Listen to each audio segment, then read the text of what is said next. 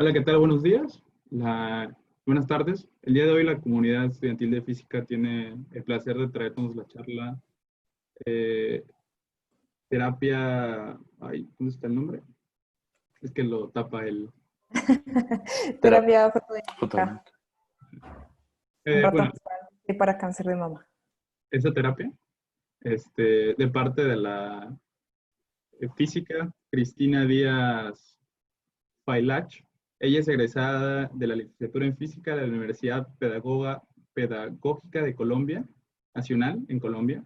Tiene 9 años de experiencia docente en diferentes universidades y preparatorias de su país y actualmente se encuentra estudiando el posgrado de Ciencias y Tecnologías Biomédicas en el Instituto Nacional de Astrofísica Óptica y Electrónica, en México, en donde realiza su estancia investigativa en convenio con el Centro de Investigación Biomédica de Oriente.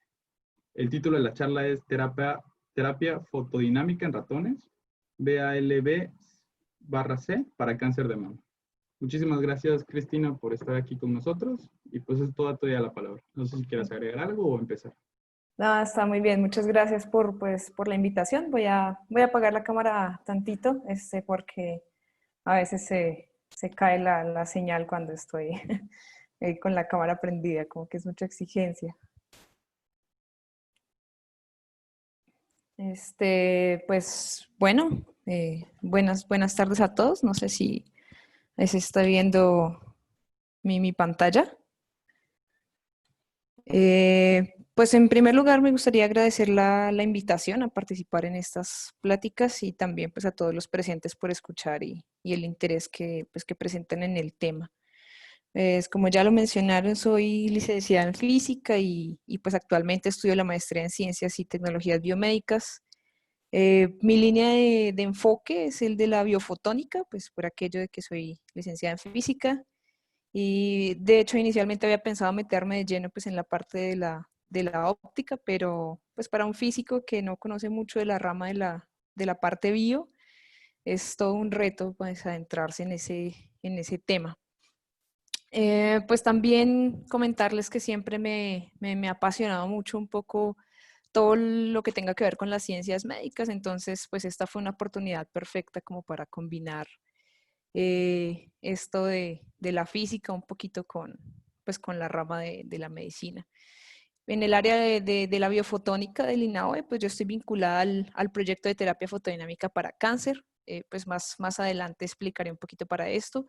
Cuento con dos asesoras, una interna, que es la doctora Teresita Especia, y la externa, que es la doctora María Guadalupe Delgado del CIBIOR. Antes de comenzar pues, con el tema, me gustaría recordar rápidamente algunos aspectos históricos de la luz, que es uno de los protagonistas en esta terapia y pues vamos a recordar solo un poquito sobre las concepciones que se han tenido sobre la luz a lo largo de la historia. Seguramente pues varios de los que están aquí ya han estudiado bastante bien estas concepciones, pues, pero vale la pena regresar. Solamente voy a mencionar el primer punto en la historia, algunos puntos que me parecen relevantes mencionar. Digamos que el primer punto o el inicio de toda la historia de la luz comienza en Grecia, más o menos pues en la antigua Grecia, en los años 500 antes de Cristo, con este señor de acá que se llama Empédocles de Siracusa, que no sé si lo recuerdan bien, fue un filósofo y pues como buen filósofo de la antigüedad sabían de todo. Empédocles fue uno de los primeros que aportó a la historia de la luz con su teoría de la extramisión. Y esta teoría básicamente decía que la vista funcionaba como una mano, pues, como si fuera una mano larga, invisible, que tocaba los objetos. Y básicamente así era que podíamos obtener información sobre las imágenes que nosotros veíamos. Este es el primer punto de la historia que voy a mencionar. No voy a continuar la historia de la luz desde acá porque pues esto, aunque es muy interesante, nos daría para una plática totalmente distinta a la que les vengo a proponer. Me voy a centrar entonces en las teorías desde el siglo XVII más o menos. Y pues recordemos que en esa época la teoría de la luz que tuvo gran acogida fue la de Isaac Newton, porque él estaba convencido de que la luz era un flujo constante de corpúsculos, de partículas, así como se ve acá en la imagen. Y estas partículas, él decía que eran perfectamente elásticas, que eran emitidas pues por las fuentes luminosas, por ejemplo, como el Sol, una fuente luminosa como el Sol, a gran velocidad. Y esto de alguna manera explicaba el principio de, pues, de reflexión y de refracción, pero pues no podía explicar otros como el de difracción o incluso los mismos anillos de Newton. Sin embargo, pues como era Isaac Newton, pues esta teoría fue la que se acogió durante un tiempo largo en este siglo. Después llegó este señor, que es Huygens, es contemporáneo de Newton. Acá tenemos a Huygens y acá tenemos a Isaac Newton. La desventaja de Huygens tal vez era que él no era tan famoso ni tan reconocido como Newton, pero pues él también postuló su teoría sobre la luz y afirmó que la luz en realidad eran ondas. Y pues en esa época, como ya varios de acá deben saber, las ondas ya se sabía que necesitaban un medio de propagación, que son pues, las ondas mecánicas. Entonces, y precisamente a nosotros nos llega luz del espacio, entonces pues se inventaron el éter, ¿no?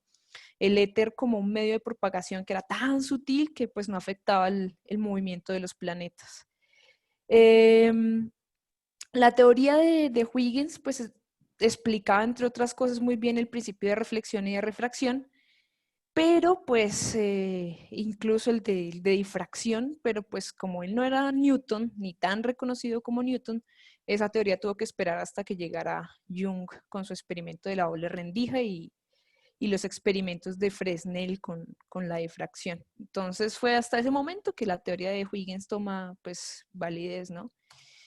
Llegamos al siglo XIX más o menos, y aquí tenemos que acordarnos un poquito de Maxwell. Se le prende el foco a Maxwell y nos regala una teoría pues muy bien montada, en donde él básicamente dice que las variaciones de campo eléctrico, así como vemos acá en la imagen, producen campos magnéticos y al revés también, ¿sí? Entonces ya se crea la idea pues, de que la luz en realidad es una onda electromagnética y esto pues lo plasma de una forma muy hermosa en las leyes de Maxwell que varios de acá deben conocer muy bien. Y esto fue muy impactante en la historia porque desecha la idea de la existencia del éter, que pues como seguramente recordarán, esto lo comprobó Michelson y Morley pues, con su experimento, ¿no? Finalmente llegamos a una de las teorías pues más importantes, que la teoría de los cuantos, propuesta por Planck, creo que fue como en 1900, y esa teoría básicamente, en esta teoría pues Planck postulaba que en los intercambios que se produce de energía entre la materia y la luz, solo eran posibles esos intercambios cuando pensábamos la luz en cantidades finitas, en paquetes de energía, en cuantos de luz. Y ustedes saben que más adelante se va a llamar fotones, y esto pues es muy importante en terapia fotodinámica. Ya más adelante les voy a explicar por qué. Pero pues al igual que otras teorías se quedaba sin poder explicar los fenómenos de interferencia o de difracción. Sin embargo, esta teoría de los cuantos pues le permite a Einstein explicar muy bien el efecto fotoeléctrico, y ustedes saben que es la razón por la que él se gana el premio Nobel. Y de hecho es Einstein quien propone por primera vez que las ondas electromagnéticas se comportan como corpúsculos pues en algunas situaciones, ¿no? Finalmente, para acabar este repasito de historia de luz, llega Luis de Broglie y en su tesis doctoral pues propone la idea de la dualidad onda-partícula de la luz, y pues básicamente postula que todas las partículas tienen propiedades de onda y de partículas, ¿sí? O sea, un poquito la propuesta contraria a Einstein, y digamos que esta teoría pues se comprueba de alguna forma un par de años después, como en el 1927, con el experimento de difracción de Davison-Germer, y es la razón por la que de Broglie pues, recibe el Nobel años más tarde, ¿no? Pues bueno, este aspecto de la luz es bastante importante recordarlo. Yo quise, digamos que hacer este breve recorrido porque sé que son varios estudiantes de física los que están acá presentes, y pues porque gracias a precisamente a estas concepciones que se han tenido sobre la luz y los avances que se han dado, es que se pudieron generar o crear las fuentes de luz, como por ejemplo los rayos láser o los bombillos LED, que pues son uno de los elementos principales en esta terapia, son protagonistas. Y más adelante vamos a ver cómo es que la luz ayuda a que este tratamiento funcione. Ahora pues que ya hablamos un poquito sobre esto, ahora sí vámonos a hablar directamente al punto del que les vine a hablar, que es la terapia fotodinámica, por sus siglas en español TFD o también en inglés pues Photodynamic Therapy, la conocen como PDT, ¿no? Pues la terapia fotodinámica es un tratamiento que está clínicamente aprobado, no es quirúrgico, es de mínima invasión y requiere 3 elementos esenciales para su desarrollo. Un fotosensibilizante, como esta sustancia que están viendo aquí. Un fotosensibilizante, de pronto por aquellos que no sepan, es una sustancia sensible a la luz. Eso quiere decir que esa sustancia, cuando se le hace incidir un rayo de luz de alguna determinada longitud de onda, va a reaccionar, ¿sí? Y en el organismo va a producir una serie de reacciones, que ya voy a hablar de ellas, que son las que permiten pues generar la terapia. Otro elemento que necesitamos es el oxígeno molecular. El oxígeno molecular está presente en todos los tejidos de nuestro cuerpo. Y sin esto, pues la terapia no es posible. Es por eso que hay tumores a los que les vamos a llamar en este momento. Desde este momento a los tumores les voy a decir neoplasias. Entonces hay neoplasias que son hipóxicas o anóxicas. Eso quiere decir que tienen o muy poquito oxígeno o nada de oxígeno. Y entonces hay que buscar la forma de suministrar ciertas cantidades de oxígeno molecular para que la terapia funcione. Y un tercer elemento que necesitamos pues es luz. La luz, digamos que los rayos láser son muy buenos en esta terapia por la potencia que presentan digamos que los rayos láser. Sin embargo, tienen un spot muy pequeñito, ¿sí? Y al tener un spot muy pequeñito, pues el área de tratamiento va a ser muy ineficaz. Vamos a tener, digamos que un área de tratamiento muy pequeña. Entonces, digamos que los rayos láser sí se utilizan, pero es más común utilizar los bombillos LED, la luz LED, que aunque son menos potentes que los láseres y necesitan más tiempo de acción para que la terapia funcione, pues nos permiten un campo de acción más grande sobre la neoplasia. Y al tener un campo de acción más grande sobre la neoplasia, pues la terapia resulta ser más efectiva. Vamos a ver biológicamente y físicamente cómo funciona. Primero les voy a explicar de forma biológica cómo es que funciona la terapia fotodinámica y después pasaremos a algo que seguramente ustedes entenderán mucho más que esto. Acá tenemos un tumor. Este tumor es un cúmulo de células. Básicamente los tumores se producen cuando las células se comienzan a reproducir de forma descontrolada. Como todos sabemos, las células, como todo ser vivo, pues nacen, crecen, se reproducen y mueren. Tienen el mismo ciclo que nosotros, ¿sí? Y las células tienen digamos que unos telómeros que son los que permiten hacer una cierta cantidad de divisiones. Sucede que a veces, dependiendo de factores que pueden ser genéticos, factores externos, como por ejemplo exposición a químicos, a rayos UVC, por ejemplo, pueden existir modificaciones en el núcleo de las células. Y esas modificaciones genéticas lo que hacen es que las células se comiencen a reproducir con ese error genético y se comiencen a reproducir de forma descontrolada. Cuando eso pasa, pues se conglomeran y se forma lo que sería un tumor o una neoplasia. Una neoplasia es benigna cuando tiene bordes regulares y cuando no se expande más de lo que debería, cuando tiene un tiempo de crecimiento lento. Pero pues existen otros casos en donde estas neoplasias crecen ya muy descontroladamente, comienzan a tener bordes muy regulares e incluso ahí se desprenden células del tumor y comienzan a migrar a otras partes del cuerpo, que es lo que conocemos como metástasis. Entonces, ¿qué hacemos con terapia fotodinámica? Aquí tenemos un tumor. Lo primero que se hace es suministrar el fármaco, el fotosensibilizante, que es, pues, es un fármaco.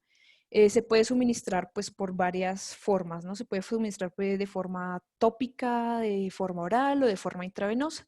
¿Y de qué depende ese suministro? Depende pues de la afección que vayamos a tratar. Particularmente terapia fotodinámica está aprobada por FDA, perdón, que es Food and Drug Administration, que es una agencia del gobierno de los Estados Unidos que se encarga de básicamente de proteger la salud pública. Y lo que hace es revisar y regular medicamentos de uso humano y veterinario, así como los dispositivos de uso médico, productos cosméticos, bueno, en fin, todo lo que nosotros usemos en, digamos, para uso cosmético, para uso médico, está regulado por la FDA, ¿sí? Entonces, por la FDA están aprobados algunos tratamientos para cáncer de terapia fotodinámica, que ya los vamos a ver ahorita, y están aprobados, por ejemplo, tratamientos externos como el acné, para el tratamiento del acné o para el tratamiento de la alopecia. Sin embargo, el campo en el que yo estoy metida, que es el cáncer de mama, pues ese no está aprobado todavía por FDA, es la razón de mi investigación. Entonces, bueno, digamos que para acné y para alopecia, el fotosensibilizante o fármaco se aplica de manera externa, o sea, tópica, voy a decirlo vulgarmente, se unta, o se puede consumir de forma oral, ¿no? Pero, por ejemplo, para un tumor es necesario suministrar ese fármaco vía intravenosa. Una vez que se suministra el fármaco, se espera cierto tiempo para que el fármaco quede atrapado en el tumor. ¿Qué sucede? Que resulta que los tumores tienen alta vascularización, o sea, tienen muchas venas, digamos que tienen un proceso de angiogénesis, o sea, de nacimiento de nueva vasculatura, y esto les permite seguirse alimentando, quitándole nutrientes a las células sanas y seguir creciendo. Al tener pues mucha vasculatura, lo que sucede es que el fármaco se va a quedar atrapado por mucho más tiempo, de una manera más prolongada ahí que en las células normalitas, o sea, las que no están conglomeradas. Entonces, un tiempito después, ese fármaco va a salir del cuerpo, pero va a quedar atrapado en el tumor, lo que hace que esta terapia pues sea bastante selectiva, porque vamos a tratar únicamente el área afectada, que en este caso es la neoplasia. Una vez que hemos suministrado el fármaco, lo que se hace es eh, exponer digamos, el tumor, la zona donde se encuentra el tumor, a una determinada longitud de onda. ¿De qué depende esa longitud de onda? Del fármaco, o sea, del fotosensibilizante. Digamos que para cada fármaco hay una longitud de onda que lo activa, ¿sí? No, pues no se puede activar con cualquier tipo de luz. Y una vez que se suministra pues la luz, lo que sucede son reacciones, unas reacciones internas que se llaman especies reactivas de oxígeno, por sus siglas en inglés es ROS. En particular, el que más nos interesa aquí es uno que se llama oxígeno cingulete, es muy tóxico para las células en general, sean buenas, sean malas. Y eso genera diferentes tipos de muerte celular. O sea, digamos que las especies reactivas de oxígeno son las que permiten que esta terapia funcione. ¿Qué es lo que pasa? Pues cuando inicia el proceso de muerte celular pueden existir dos tipos de procesos, uno que es el proceso necrótico, otro que es el proceso apoptótico. A nosotros nos interesa que suceda el proceso apoptótico. ¿Por qué? Porque este es el proceso de muerte celular, perdón, programada por las células. Es decir, las células cuando están muy enfermas o cuando ya están muy viejas, mueren de esta forma, de forma apoptótica. ¿Y cuál es la forma apoptótica? Son vesículas que se van formando por los lisosomas, se van formando unas vesículas y por decirlo de alguna manera la célula se va comiendo de forma interna, formando estas bolitas que pueden ver acá. Y pues ya, se muere la célula y los macrófagos, que hagan de cuenta que son los que se encargan de comerse los residuos, se encargan de eliminar pues lo que haga falta. El otro proceso de muerte celular es la necrosis. Digamos que también nos sirve que exista necrosis, pero la diferencia es que pues esta muerte celular no es natural, o sea, no sucede de forma natural. Sucede ya en procesos, digamos, que la enfermedad está muy, muy avanzada y la célula pues comienza a morir. ¿Cuál es el problema de la necrosis? Que presenta procesos inflamatorios y dolorosos, pues mucho mayores que con los procesos apoptóticos. Bueno, ¿qué sucede aquí? Cuando se genera la apoptosis, se liberan estas bolitas anaranjaditas que ven acá, que se llaman antígenos, y esos antígenos son reconocidas por estas células que se llaman células dendríticas, que son células nerviosas. Ellos capturan estos antígenos y los llevan al sistema linfático, que pues es donde se producen los linfocitos. Allá en el sistema linfático se producen los linfocitos T, los linfocitos B. Estas células dendríticas lo que hacen es presentarle esos antígenos a los linfocitos, después el sistema linfático libera esos linfocitos en torrente sanguíneo. Y aquí viene una de las ventajas más importantes de terapia fotodinámica, y es que aquí ya iniciamos un proceso de muerte celular, pero pues el proceso no es 100% efectivo. Sin embargo, pues nuestro mismo cuerpo se encarga de terminar eso que inició la terapia fotodinámica. Es decir, que cuando encuentran células cancerígenas, porque las reconocen por los antígenos que se produjeron al realizarse la apoptosis, pues los linfocitos lo que hacen es terminar ese proceso que se había iniciado. Digamos que se había generado de forma inicial. Entonces así es como funciona terapia fotodinámica en la parte biológica. Y pues ahora vamos a ver algo que de pronto ustedes van a entender un poco más, que es la parte física. Vamos a mirar cómo se producen las especies reactivas de oxígeno, que básicamente son radicales libres dentro del organismo, que son pues muy comunes. Esto que vemos acá, para los que estudian física seguramente será bastante conocido, es un diagrama de Jablonski.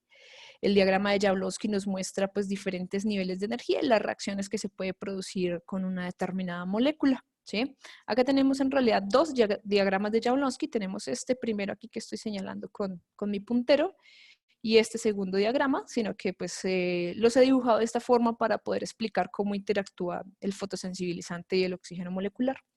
Acá tenemos el primer nivel de energía, que es el estado base del fotosensibilizante, o sea, es un estado de reposo.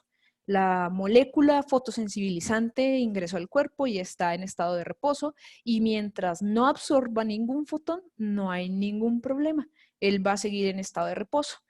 El problema viene, pues llamándolo problema digamos, para el tumor, cuando el fotón incide sobre esa molécula fotosensibilizante y la absorbe.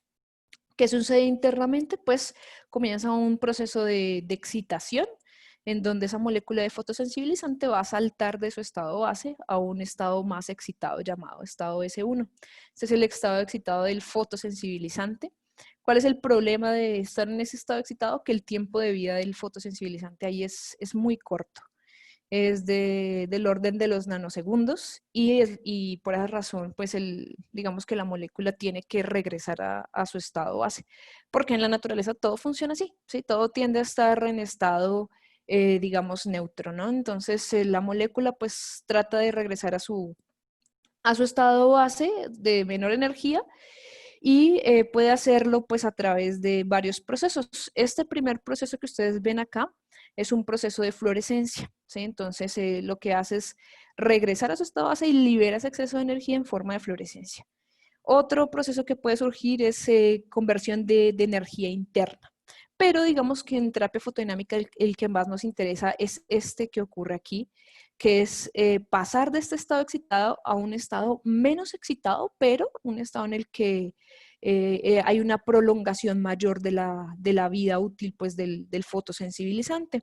Ese estado se llama estado triplete, digamos que lo denotamos con T1. Y aquí en este estado triplete, bueno, esto ocurre a través de un proceso que se llama un cruce intersistémico. Esto es un poquito de química cuántica, yo no sé qué tanto sepan ustedes de esto, pero digamos que no es el punto. El caso es que el fotosensibilizante puede saltar aquí a este estado, digamos, de menor energía, y aquí puede reaccionar con algunos sustratos del cuerpo, ¿no? Digamos, del tejido que esté tratando. Y pueden suceder diferentes tipos de reacciones. Hay 3 tipos de reacciones. Digamos que las que más nos importan son la reacción tipo 1 y la tipo 2, ¿sí? Bueno, en realidad la que más nos importa es esta de acá, pero digamos que estas también se producen. La reacción tipo 1 sucede cuando digamos que el fotosensibilizante se combina con estos sustratos y libera peróxidos y superóxidos. Otra es que, pues, básicamente, esa es la reacción tipo 2, que es, digamos que la menos conocida, que es sencillamente que el fotosensibilizante, pues, libera energía y emite fosforescencia, no fluorescencia, sino fosforescencia y regresa a su estado, su base. Ese se conoce como reacción tipo 2. Pero el que más nos importa es este de acá. ¿Qué pasa? Que la molécula fotosensibilizante en este estado excitado reacciona con el oxígeno molecular que se encuentra en los tejidos. El oxígeno molecular en los tejidos pues es 3O2, está en su estado base originalmente así.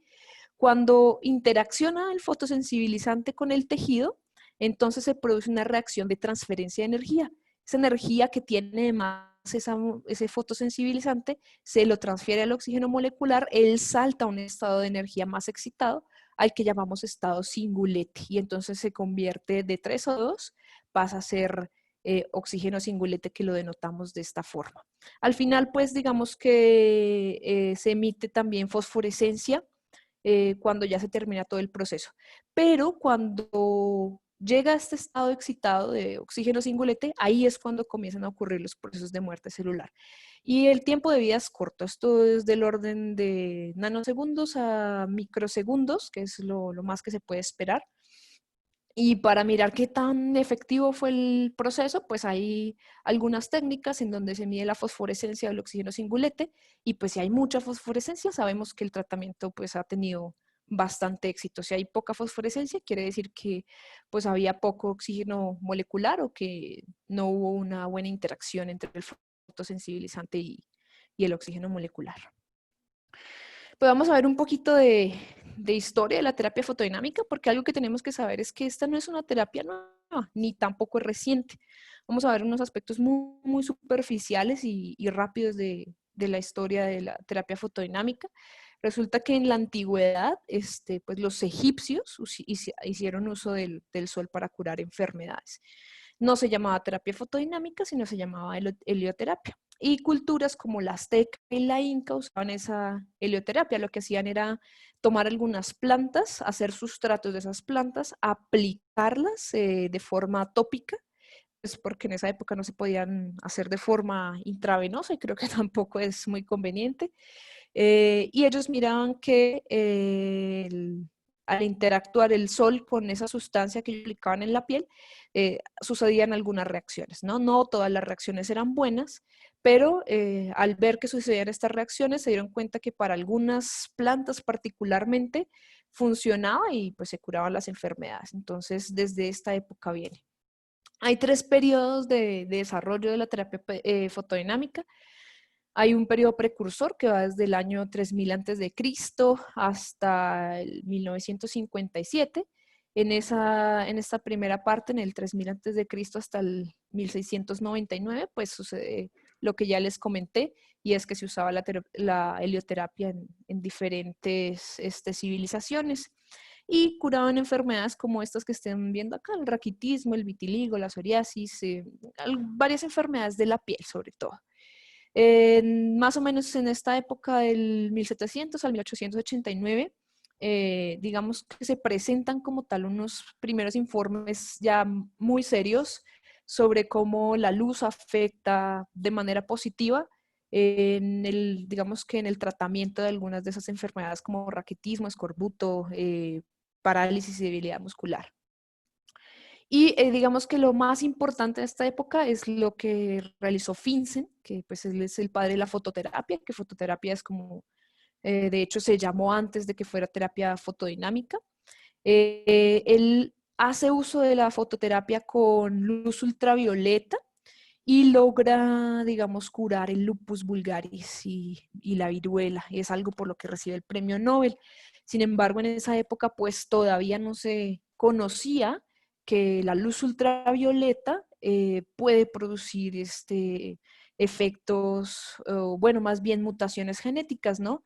Lo que hace es mutar el núcleo de la célula, impacta directamente sobre el núcleo celular y al tener este impacto sobre el núcleo de la célula, pues es cuando se producen mutaciones y pueden aparecer posteriormente nuevas enfermedades relacionadas al cáncer.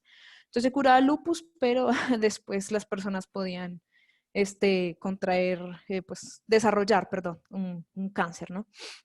Finalmente, ya se inicia en este periodo del 1900 al 1957 lo que conoceríamos después con terapia fotodinámica. Aquí pasa algo muy curioso y es que Oscar Raff induce la muerte de paramecios al combinar la luz con un colorante.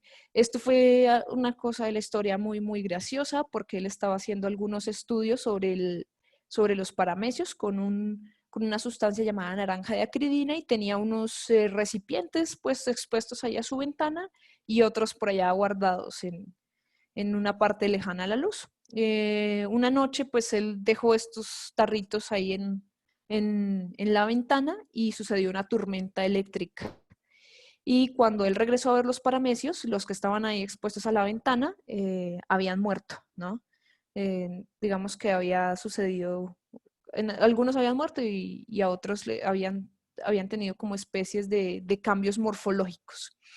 Entonces, en este momento, Oscar Raff es cuando se da cuenta que al mezclar, digamos que ya sustancias como el naranja de acridina y hacer incidir una longitud de onda, pues puede inducir muerte en organismos vivos, ¿no?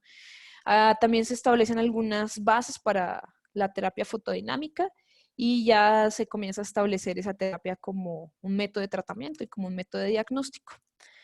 El segundo periodo, que es el de los innovadores, acá se desarrolla el láser, digamos que por el lado físico, pues está el desarrollo del láser, que esto fue muy, muy positivo para la terapia fotodinámica. Y por el otro lado desarrollan Lipson y Valdés una mezcla llamada hematoporfirina. La hematoporfirina es el fotosensibilizante, diría yo, más viejo con el que se ha trabajado.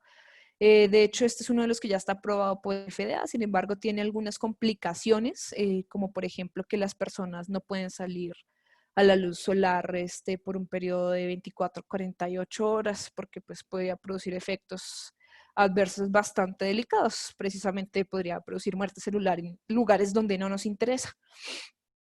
Sin embargo, en la actualidad ya existen otros fotosensibilizantes que no tienen este problema y se sigue trabajando en la creación de nuevos fotosensibilizantes pues, para evitar precisamente esto. Por otro lado, se reportan también derivados de la hematoporfirina como otros fotosensibilizantes y en el 72 Diamonds y Coles ya reportan la destrucción de células cancerosas in vitro y en ratones, o sea, ya usan como tal la terapia fotodinámica para mirar la destrucción de células cancerosas y no solamente en enfermedades de la piel. El último periodo, que va desde el 76 hasta la actualidad, estos tres señores, Kelly, Snell y Dougherty, pues aplicaron por primera vez la terapia fotodinámica ya en pacientes y reportaron eficacia. En el 93 se aprueba otro fotosensibilizante que es muy conocido, que es el Fotofrin. Este también es un derivado de hematoporfirina para tratar el cáncer de vejiga en Canadá. Esto quiere decir que pues ya con terapia fotodinámica podemos tratar este cáncer con este fotosensibilizante. Y bueno, hasta la fecha han sucedido ya muchos avances, como que se han desarrollado nuevos fotosensibilizantes, se han avanzado digamos que en el descubrimiento de las bases moleculares, porque una de las razones por las que no se usa como tal o no es tan conocido este tratamiento es porque los procesos de muerte celular todavía no sabemos cómo ocurren bien. O sea, sabemos que existen dos procesos de muerte celular, pero todavía no sabemos el cuerpo por cuál proceso de muerte celular va a optar, ni en realidad cómo es que ocurre, ni, o sea, y digamos que hay mucha controversia en esta parte, en cómo ocurren esos procesos de muerte celular. Creo que ese sería un próximo gran proyecto, el que logre pues trabajar sobre el hecho de saber cómo es que funcionan los procesos de muerte celular en terapia fotodinámica. Algo muy importante que ha ocurrido es que se ha acoplado la nanotecnología a terapia fotodinámica, entonces se tienen, por ejemplo, Lo que se hace es con nanopartículas, se suministra el fotosensibilizante de una manera mucho más selectiva. Lo que se hace es que ya se inyectan directamente las nanopartículas con el fotosensibilizante en los tumores. Esto todavía no se hace en humanos, hasta ahora se está probando en ratones. Y pues resulta ser que se puede usar menos fotosensibilizante, la terapia resulta ser mucho más efectiva. Sin embargo, pues no se ha probado en humanos porque, como muchos saben, las nanopartículas son de materiales como el metal, ¿no? Como el oro y la plata. Y estos materiales no son totalmente biodegradables, y algunos pueden causar problemas tóxicos pues, para los tejidos. ¿Qué tipos de cáncer pues se tratan actualmente con terapia fotodinámica? Como les había dicho ya, pues digamos que el Photofree ya fue aprobado desde 1993 para el tratamiento de cáncer de vejiga en Canadá, ¿no? Sin embargo, pues también se ha aprobado el proceso para cáncer de pulmón de células no pequeñas y para cáncer esofágico. Y básicamente el tratamiento de la terapia fotodinámica en los primeros estadios de cáncer es muy efectivo. En los últimos, lo único que hace es un alivio sintomatológico, ¿sí? Bueno, ustedes dirán, y si ya se aprobó para este tipo de cáncer, pues ¿por qué no para el cáncer de mama o para el resto de cáncer? Cada tratamiento que se hace con terapia fotodinámica tiene que pasar la aprobación por FDA. Si cambiamos de fotosensibilizador, son aproximadamente entre 5 y 10 años que hay que demostrar resultados, eficacia. Si nos trasladamos a otra parte del cuerpo, a otro tipo de cáncer, para cada tipo de cáncer que exista o para cada fotosensibilizante que quiera probar, hay que hacer el proceso completo. Por eso hasta el momento, pues estos son los que están aprobados.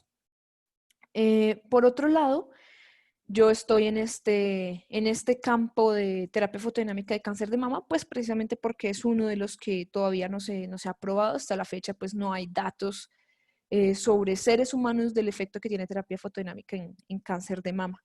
Les voy a comentar rápidamente cómo son los estadios del cáncer y en qué etapas de esos estadios es posible aplicar la terapia fotodinámica teniendo un resultado de una remisión total. Una remisión total significa que acabamos definitivamente con el cáncer, o una remisión parcial, que es simplemente la disminución de la neoplasia, del tumorcito, y esto pues es positivo en el sentido que nos permite en el momento de la cirugía extraer el tumor, digamos que con mayor exactitud, o sea, sin dejar muchos residuos, ¿no? Digamos que hay 5 estadios del cáncer de mama. El estadio 0 pues no está representado aquí, pues precisamente porque es un cáncer de mama no invasivo. Un ejemplo ese es el carcinoma ductal in situ, que significa que comienza dentro de los conductos lácteos de la mama. Algo que olvidé mencionarles es que los hombres también pueden sufrir de cáncer de mama, que no es muy común, es más frecuente que sea en mujeres. Bueno, en este estadio 0, la particularidad es que no hay indicios de que las células cancerígenas se salgan de la zona de la mama en la que se originaron, ¿no? Tampoco van a invadir los tejidos normales circundantes, o sea, se van a quedar ahí en un punto particular, no hay invasión de tejidos. Pero el problema, digamos que del estadio 0 es que pues no se va al médico porque no existe ninguna sintomatología, ¿no? O sea, no hay dolor, no hay cambios morfológicos externos que se puedan detectar. Digamos que por eso es tan importante que las mujeres, sobre todo, hagan exámenes de rutina a partir de cierta edad, eh, pues para verificar que no haya problemas en la zona de los senos, ¿no? Digamos que en el estadio 1, en este estadio ya el cáncer de mama es invasivo, digamos que en el tejido circundante. Se puede presentar una neoplasia, o sea, un tumorcito. Ese punto rojo que vemos ahí es el tumor. Ese tumor, digamos que en el estadio 1, si es que existe, pues es menor a 2 centímetros, y la ventaja es que todavía no se ha diseminado, es decir, que ha invadido parte de los tejidos, pero no se ha diseminado a los ganglios linfáticos, que es, digamos que la primera zona que ataca el cáncer de mama cuando se comienza a diseminar, son precisamente los ganglios linfáticos cercanos y posteriormente los lejanos. En el estadio 2, este estadio pues está dividido en subcategorías. Digamos que la categoría 2A y la 2B. En la primera pues el cáncer ya es invasivo, ya se detectan células cancerígenas. Puede o no haber neoplasia. Si hay neoplasia es de un tamaño de 2 a 5 centímetros, pero no hay invasión en los ganglios linfáticos. Mientras que en la 2B ya pues sí o sí hay tumor y ya hay alguna migración de las células hacia los ganglios linfáticos, digamos, más cercanos, que son estos que están acá. Entonces ya comienza a haber migración de este cáncer. En el estadio 3, este ya tiene 3 subcategorías y básicamente aquí el tumor ya puede medir 5 centímetros o más. Y las 3 subcategorías básicamente lo que nos dicen es que en la primera, digamos que se ha propagado de 1 a 3 ganglios linfáticos. En la segunda ya se ha propagado a 9 ganglios linfáticos y en la tercera categoría ya tenemos más de 10 ganglios linfáticos axilares en este caso, o sea, ya más distantes, contaminados. Y el estadio 4 pues es el más grave y delicado de todos los estadios del cáncer de mama porque es un cáncer de mama invasivo que se ha propagado ya más allá de la mama, o sea, ya nos ha invadido totalmente los ganglios y ya hay procesos metastásicos. Generalmente los procesos metastásicos se presentan en pulmón, en hueso, en hígado y en cerebro. Y pues este estadio es, digamos que es el más complejo, es el que tiene menor supervivencia, ¿no? Entonces, lo ideal de la terapia fotodinámica es poderla aplicar en estos primeros 2 estadios. Sería maravilloso aplicarla en el estadio 0, pero pues es muy improbable detectar un cáncer de mama en un estadio 0. En realidad son muy suertudas las mujeres o las personas que les detectan el cáncer en este estadio porque digamos que es el más fácil de tratar. Ahora, digamos que el cáncer como tal, de mama tiene varios subtipos, es decir, no se presenta de la misma manera. Como ya les dije, hay uno que se llama, por ejemplo, ductal in situ, eh, y se pueden presentar algunos que tengan receptores, que son, digamos, los más fáciles de tratar, y el más agresivo, que es el triple negativo, que es la no presencia de estos receptores, que son los receptores, por ejemplo, de progesterona. Cuando hay receptores, pues sencillamente lo que hacemos es un tratamiento de hormonoterapia, por ejemplo, eh, precisamente para inhibir ese receptor y que se deje de dar la reproducción de las células, ¿no? Pero cuando no tenemos ninguno de esos receptores es cuando nos toca hacer, por ejemplo, ya cirugía, o sea, ya hay que hacer la extracción del tumor como tal y ya tenemos que someter a los pacientes a terapias como quimioterapia, radioterapia, que son pues muy agresivas. La radioterapia particularmente tiene la desventaja que por los altos niveles de radiación puede producir cáncer años más tarde, ¿no? Entonces, por eso es muy importante indagar sobre este tipo de proyectos como el de terapia fotodinámica, ya que no tiene esos efectos adversos como las de la quimioterapia y los de la radioterapia. Particularmente con mi proyecto, el objetivo general, pues, va a ser evaluar la eficacia de esta terapia. Yo voy a usar el fotosensibilizante azul de metileno, que en realidad inicialmente el azul de metileno se usaba para la tinción celular, pero se ha descubierto que funciona como un fotosensibilizante, pues es bastante efectivo y tiene muy pocos efectos adversos. Vamos a hacer este trabajo en un modelo murino de ratones VALP-C. Estos tumores hay que inocularlos, que pues es todo el trabajo que yo debo hacer, con una línea celular de cáncer de mama de ratona 4T1, que es una línea celular muy parecida al cáncer de mama, tiene las mismas características que el cáncer de mama triple negativo, es decir, el más agresivo. Este cáncer de mama en las ratonas tiene metástasis, procesos metastásicos muy rápidos. Y pues digamos que vamos a hacer esto y vamos a verificar la eficacia a través de cortes histológicos y de la caracterización de aspectos morfológicos, como por ejemplo el peso, el tamaño, la forma, ¿sí? A partir de esto es que pues vamos a evaluar la eficacia. Entre los objetivos específicos, pues lo primero que hay que hacer es inocular por vía subcutánea los carcinomas de mama de la línea celular en el modelo murino. Esto de inocular es básicamente tomar la ratoncita y en donde están sus mamás, inocular, inyectar ahí las células cancerígenas, esperar un par de días a que crezca el tumor y pues proceder con, digamos que la aplicación de la terapia fotodinámica. El segundo objetivo pues es la aplicación de esa terapia, comprobar la eficacia de la misma y esa eficacia pues se va a traducir en la reducción del tamaño de las neoplasias o la longevidad de las ratonas. Pues posteriormente hay que realizar eutanasia, es decir, hay que sacrificar a los animalitos y realizar necropsias tumorales, que básicamente es extraer el tumor y hacer la caracterización de los aspectos morfológicos y finalmente se va a hacer un estudio histológico de esas necropsias para pues analizar qué tan efectiva fue la terapia fotodinámica en dos grupos diferentes. ¿Cómo voy a hacer esto? Hay una etapa preliminar. En esta etapa preliminar lo que vamos a hacer es un cultivo de esta línea celular y se le va a aplicar terapia fotodinámica para mirar qué tan efectiva es la terapia fotodinámica sobre la línea celular. Naturalmente esta parte que se llama in vitro pues no tiene, digamos que los mismos suministros de fotosensibilizante, ni de luz, ni de tiempo que en las ratonas. En la parte in vivo pues es totalmente distinta, pero pues con esto podemos evaluar qué tan eficaz va a ser la terapia en esta etapa, ¿no? La segunda etapa, que es la etapa experimental, pues se va a trabajar con ratonas BALB-C, que son estas que están observando acá. Es una cepa albina endogámica de laboratorio. Eso quiere decir que fue creada en un laboratorio para los laboratorios. Pues son animales que en realidad si se escapan pues no pueden sobrevivir mucho tiempo, ¿no?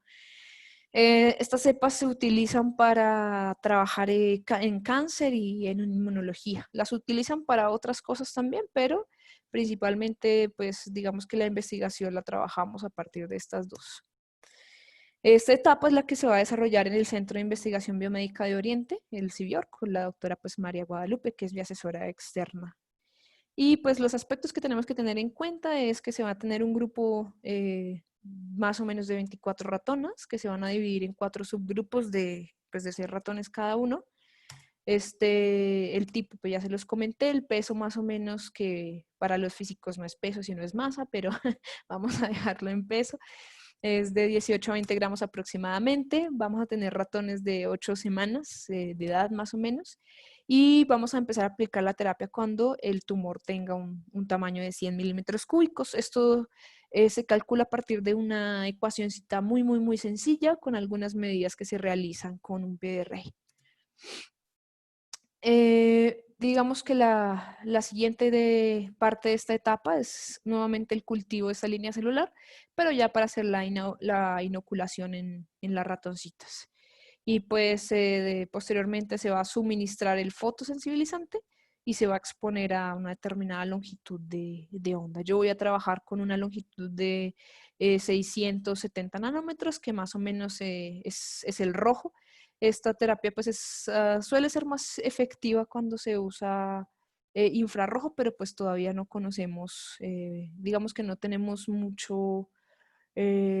mucha investigación en esta parte, entonces por eso vamos a usar por ahora el rojo para trabajar en esta terapia, ¿no?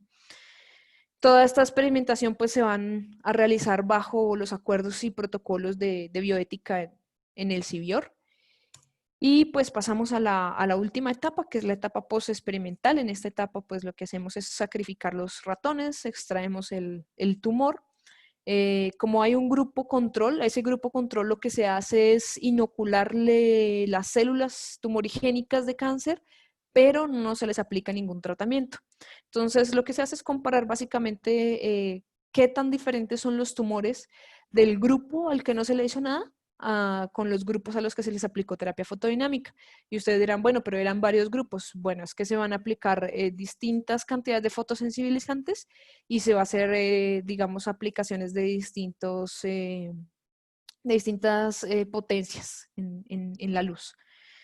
Y finalmente, pues se va a hacer el estudio histológico de estos tumores, pues para ver la eficacia de la terapia.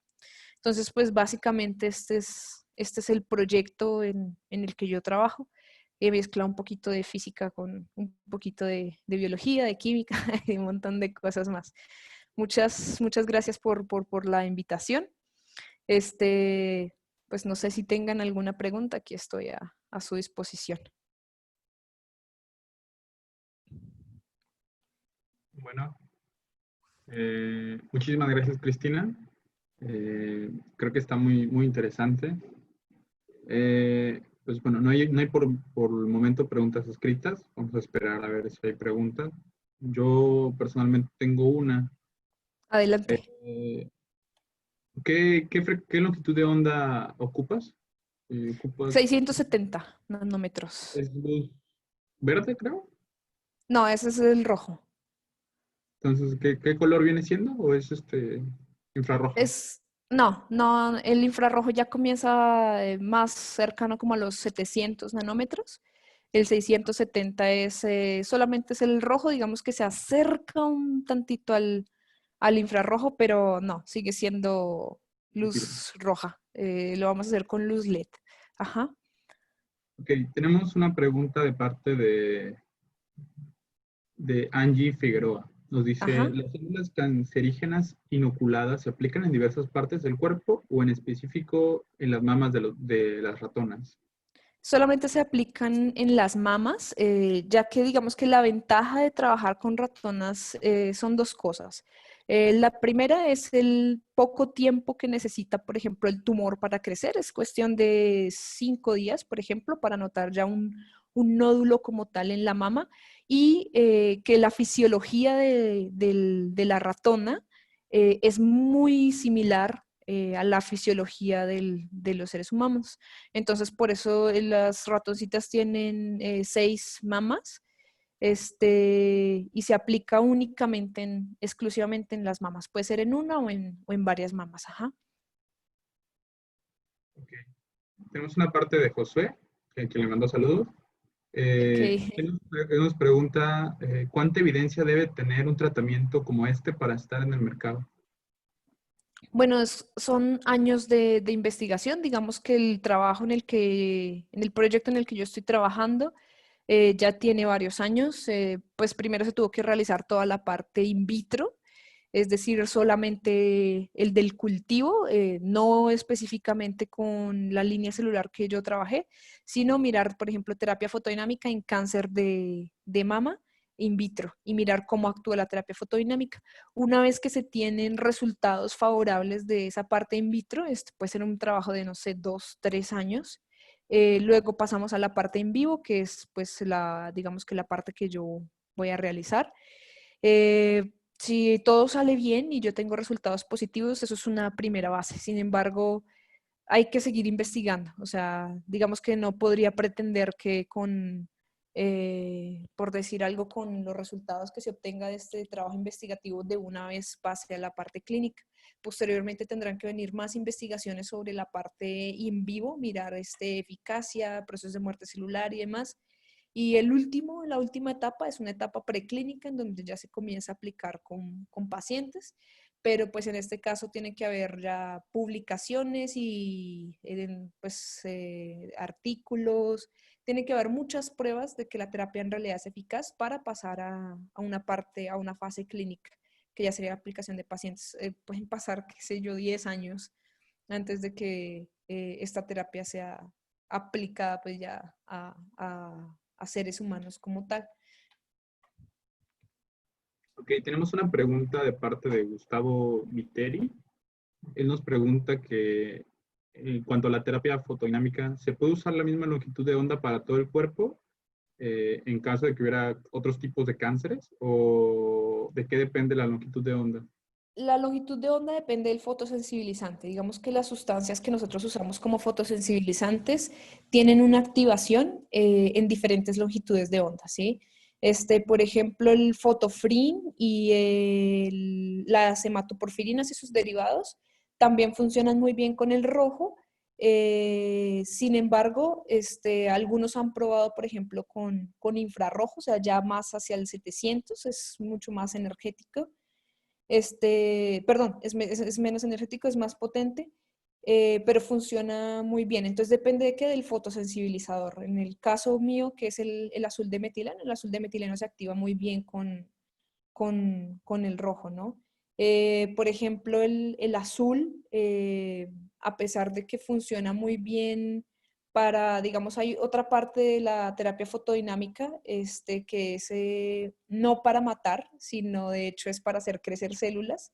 Esto se llama terapia LLT y es precisamente para hacer cicatrización. Entonces, por ejemplo, el azul sirve mucho precisamente para promover la cicatrización, aunque hoy no se usa fotosensibilizante. Entonces, básicamente va a depender no de la parte del cuerpo, porque el tumor puede estar donde quieras, o sea, puedes tenerlo en hígado, puedes tenerlo en la mama, puedes tener en un melanoma, que es en piel, y la longitud de onda va a funcionar igual. Entonces va a depender exclusivamente del fotosensibilizante.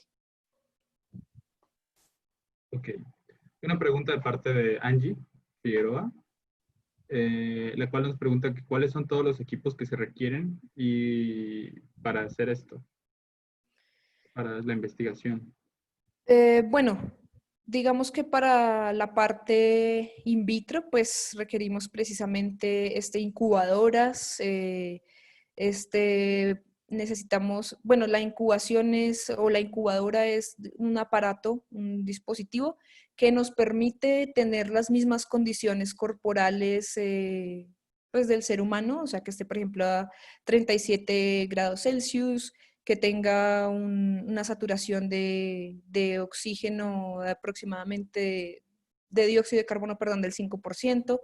Entonces necesitamos, por ejemplo, incubadoras, necesitamos otros dispositivos que nos ayudan a centrifugar, esas son las centrifugadoras, para hacer la separación de, digamos, de las celulitas. Y para la parte en vivo, pues más que todo necesitamos, para la parte en vivo es más práctico porque lo que necesitamos es el ratón. No se necesitan como tal dispositivos en esta parte, porque lo que se hace es la inoculación se hace a través de jeringas.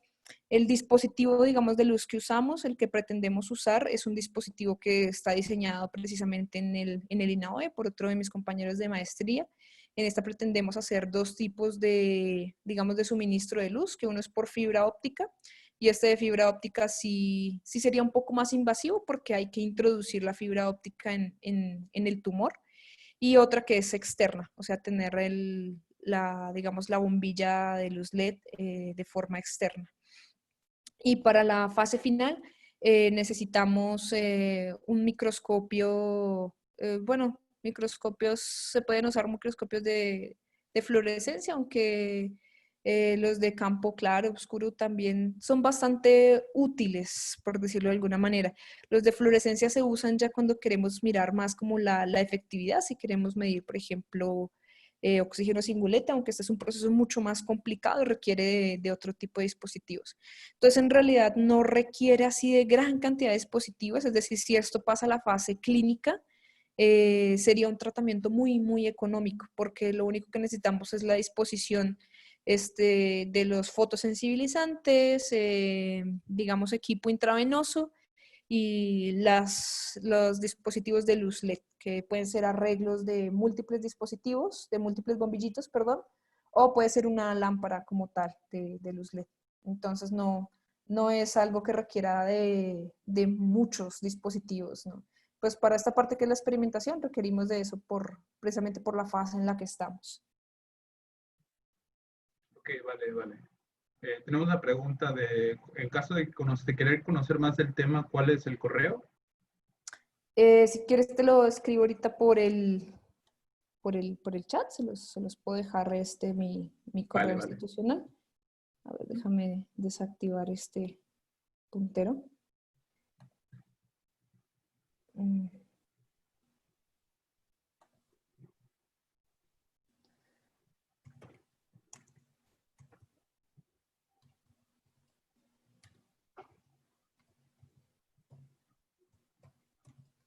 Ese es mi correo institucional, ahí creo que se lo mandé en privado, no sé si lo... Ahorita yo lo mando para todos. Vale.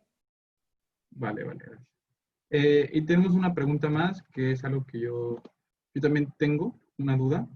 La pregunta que nos dice es, Gustavo, que si se puede usar la longitud de onda de color azul para cicatrizar heridas dentro del cuerpo.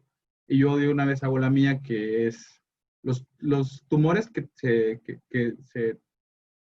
tratan con esta terapia, ¿tienen que estar superficiales? O en el caso de tumores que están en partes del cuerpo profundas, donde la luz pues, no es absorbida por las capas superiores.